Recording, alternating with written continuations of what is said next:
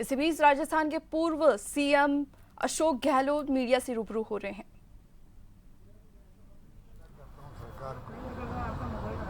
आप राजस्थान के जिले में जाएंगे,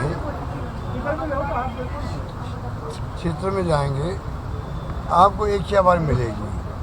तो कुछ तो कारण होगा कि जनता जो है आम तौर पर बात करती है कि सरकार नाम की चीज़ नहीं है, सुनने कहने वाले कोई नहीं है। ये स्थिति सरकार की बन चुकी है। अब इनको समझ में नहीं आता, अलग बात है।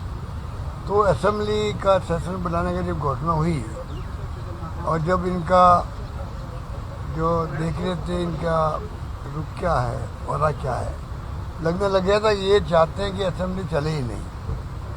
और विपक्ष ने भूमिका शानदार निभाई अपनी, हर इश्यू को लिया। जूली साहब के नेतृत्व में पूरी पार्टी एकजुट रही। उसके कारण देश में मैसेज गया राजस्थान का, पूरे राजस्थान का, खाली प्रदेश में नहीं पूरे मुल्क में मैसेज गया कि विपक्ष जो है वो तमाम मुद्दे उठा रहा जिसकी आज जरूरत है। और अतिवृष्टि का मुद्दा बड़ा था। मुझे आश्चर्य होता है कि जो पार्लियामेंट ऐसा नहीं चलता है असेंबली का, तो जो बर्निंग इश्यू होते हैं उनको सरकार खुद शिव मोटो उठाती है। अतिवृष्टि हो गई मान लीजिए, तो सरकार को कहना चाहिए कि हम अपना स्टेटमेंट देंगे और उस पर बहस करवाएंगे। अगर तमाम एमएलए साहबान बोलते, माननीय सदस्य बोलते विधानसभा के, उसके पहले कंट्रोल मंत्री जी अपनी बात कहते, जो स्थिति बनी राजस्थान में अतिवृष्टि से वो बताते, उसके बाद में सदन में बहस होती तो ज़्यादा अच्छा होता। उससे सरकार को फ़ायदा है, उनको पूरा फीडबैक मिलता। उसके आधार पर गिरदावरी, स्पेशल गिरदावरी होनी है, किसी को राहत देनी है तत्काल, या किसी के लिए सर्वे करवाना बाकी है। अलग अलग जिलों की अलग अलग स्थिति है, पर स्थिति अजीब सी बन गई है। उसके लिए भी सरकार तैयार नहीं है। तो आप सोच सकते हो कि सरकार की मंशा क्या है। बाकी तो बेरोजगारी बहुत भयंकर है। वो राइजिंग राजस्थान कितना बड़ा एक फैनफेयर कर दिया पूरा दुनिया के अंदर, देश के अंदर। पता नहीं कौन सी इवेंट होने जा रही, कितना इन्वेस्टमेंट आएगा। रोजगार तो मिल नहीं रहा लोगों को, और इन्वेस्टमेंट आ कहाँ रहा है। तो बातें कई तरह कहने की है। हर इश्यू को जूली साहब ने अपने तौर तरीके से सबको विश्वास में लेकर के विधायकों को जिस प्रकार से एक के बाद एक उठाए प्रतिदिन, एक मैं समझता हूँ एक अलग मैसेज गया और सरकार पूरी तरह एक्सपोज हुई, तब मैं कह सकता हूँ। आज निजता का मामला उठाया नेता, और आपका जो ये निजता वाली बात है, ये बहुत इम्पोर्टेंट बात है। पार्लियामेंट में भी और असेंबली में भी कैमरे लगे हुए हैं। जो आप देखते हैं कि जो लाइव होता है यूट्यूब से, जिससे भी होता है, वो कैमरे लगे हुए हैं, उसमें किसी को एतराज़ नहीं है। ये जो कैमरे लगे राजस्थान के असेंबली के, एक्स्ट्रा कैमरे लगा दिए, जिससे कि विपक्ष के सदस्यों आपस में क्या बात कर रहे हैं, सदन एडजर्न हो गया तब क्या बातें होती हैं, तमाम बातों का रिकॉर्ड करना चाहते हैं, जो कि बहुत ही गलत है। सदन की एक सेंटिटी अलग है। सदन में कोई बोलता है माननीय विधायक, उसको प्रोटेक्शन भी है, और सदन के बाहर बोलता है तो वो अपनी बात कह सकता है। उसका भी मीडिया वाले जजमेंट करते हैं या कोई आपस में आरोप लगाओ, प्रत्यारोप लगाओ, अलग बात है। पर सदन के बाहर बोलना, और असेंबली चल नहीं रही, एडजर्न हो गई है, ये दूता सारी बोले थे। अब उनके मुझे क्या बात, उन्होंने खुद ने कहा, एक जुमला था या क्या कहते हैं उसको, मुहावरा था, और मैं बोल गया। उसको इश्यू बना के 1 घंटा बहस करवा दी उनके एब्सेंस के अंदर। एक इतना सीनियर एमएलए थे, वो एमएलए हैं, पीसीसी प्रेसिडेंट हैं, 1 घंटा उनकी एब्सेंस में बहस करवाओ, और क्या क्या मेंबरों ने कमेंट किए आप सोच सकते हो। और फिर क्या कमेंट कर दिए खुद ने, स्पीकर ने। अभी तक उस कमेंट को हटा नहीं पा रहे हैं।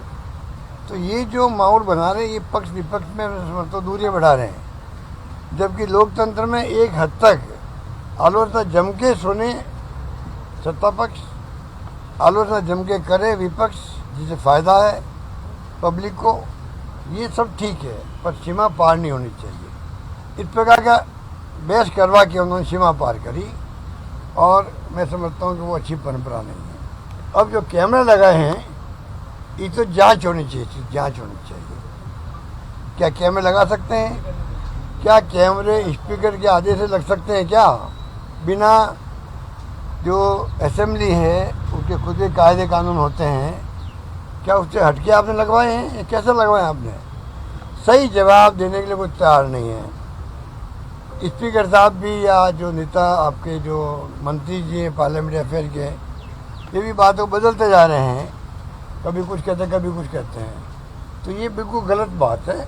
मैं समझता हूँ कि इसकी जांच होनी चाहिए। बहुत भयंकर रिएक्शन है विपक्ष के अंदर, हमारे माननीय विधायकों के अंदर। नेता प्रतिपक्ष ने अच्छे ढंग से उनको सदन के सामने रखा है और सरकार को भी गंभीरता से लेना चाहिए इस बात को। मेरा मानना है ये परंपराएं जो पैदा हो रही राजस्थान में, ये उचित नहीं कह सकते। क्या आपको लगता है कि अगले सत्र से पहले ये कैमरे हट जाएंगे इस विरोध के बाद?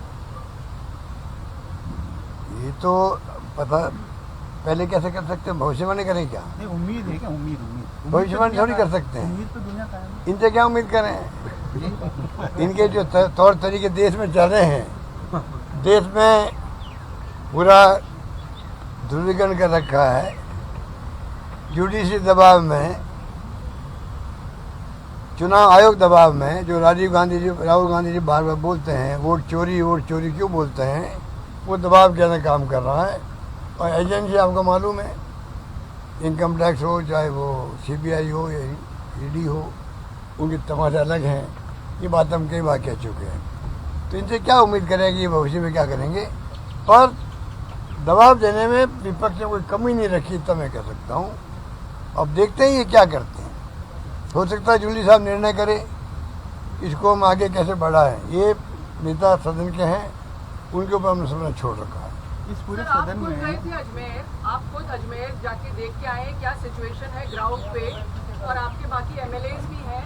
तो ये फ्लड्स की वजह से आपको क्या लग रहा है कि सरकार का रिस्पांस एडिक्वेट, मतलब सही है, वो राहत पहुंचा पा रहे कि नहीं? क्योंकि किसान बहुत परेशान है। अभी झालावाड़ में सब केवल किसान अजमेर नहीं बैठे है, थे प्रदेश के अलग अलग जिलों में। आप खुद ग्राउंड पे देखिए, वो जो आपने कहा अतिवृष्टि कई बार आती है, कई जिलों में आती है, हम लोग जाते भी है, सब लोग जाते हैं।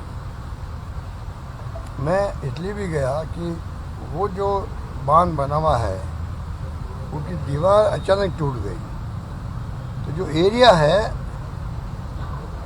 उनको इतना विश्वास नहीं था कि बरसात तो इतनी बरसात हो रही थी, इतनी नहीं हो रही थी घरों में पानी भर जाएगा अचानक। पानी वो आया बांध का, तो इस स्थिति को अलग ढंग से लेना चाहिए था, वो नहीं लिया गया। स्पीकर साहब जाके आए, घंटे भर घूम के आ गए, अलग बात है। पर वहाँ शिकायत उनकी भी करी हमारे सामने। हमने कोई आरोप नहीं लगाया स्पीकर साहब पे, मुख्यमंत्री पे, दोनों से मैंने बातचीत करी। भाई यहाँ के लोग ये बातें कह रहे हैं, मैं आया हूँ और मैंने महसूस किया कि आप इसको स्पेशल केस समझें, ये मामूली केस नहीं है, क्योंकि लोगों की आंखों में आंसू मैंने कहीं देखे ही नहीं। क्या आपको बता सकता हूँ मैं कि कोई सोच नहीं सकता। महिलाएं भी, आदमी भी पकड़ पकड़ के आप इधर चलो उधर चलो उधर चलो। डिप्टी CM दिया गोयल जी गई थी और मैंने रिपोर्टिंग पढ़ी अखबार के अंदर, वही उनके साथ में हुआ। इतने लोग गुस्से में भी हैं, दुखी भी हैं, परेशान भी हैं और चिंतित भी हैं। वो